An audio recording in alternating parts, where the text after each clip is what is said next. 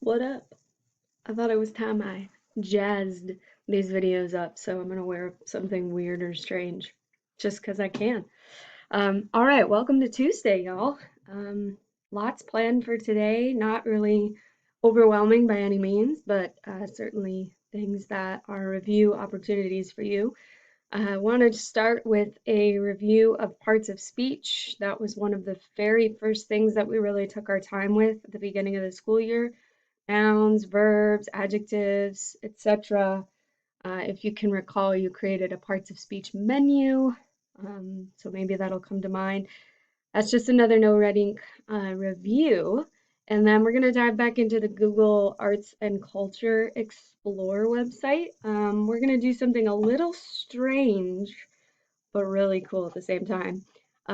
So you're going to see underneath Google Arts and Culture, you're going to see this assignment. And basically, we're going to participate in an artificial intelligence kind of experiment or activity, if you will. It's not really an experiment, it's more of an activity. But um, basically, Google Arts teamed up with some very smart individuals to create something called a collective poem.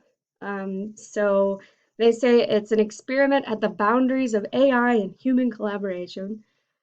Donate a word to become a part of an ever-evolving collective poem and create your own poem portrait. So I want you to participate in that, and then you have the option of downloading your own poem afterward with your face as the background or something else as the background. And I want you to add it to our Padlet. So I'll show you kind of what happens when you click on the link. It's going to take you to this page. It's going to look all futuristic.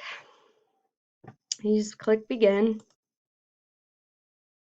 and it asks you to enter a word. So I'm going to put in sunshine because I would really love some of that right now. So I'm donating my word, sunshine. And it basically pulls it into the poem.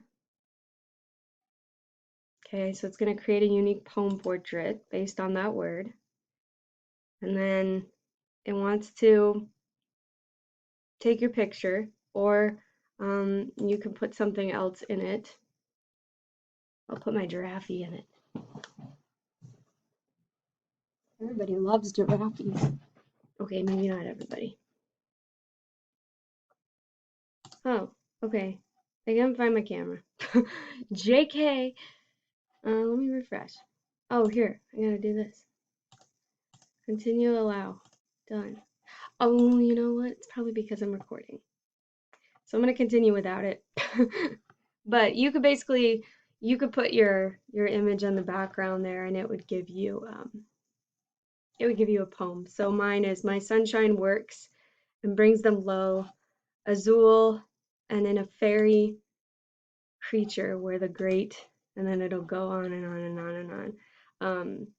So save the portrait so that you can add it to the Padlet.